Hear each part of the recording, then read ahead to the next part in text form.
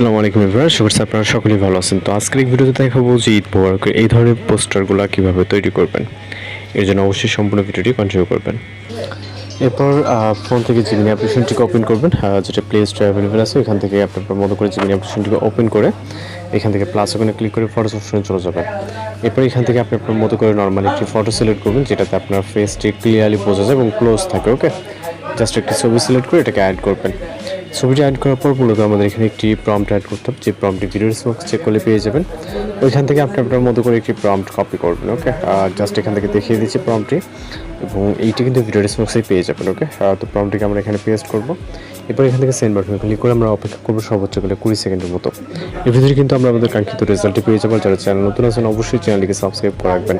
এছাড়া আপনাদের রিকোয়েস্ট যদি কোনো কিছু থাকে সেটাও জানাতে পারেন। তো জাস্ট অপেক্ষা করবো এখানে সর্বোচ্চ গেলে 20 সেকেন্ডের মতো।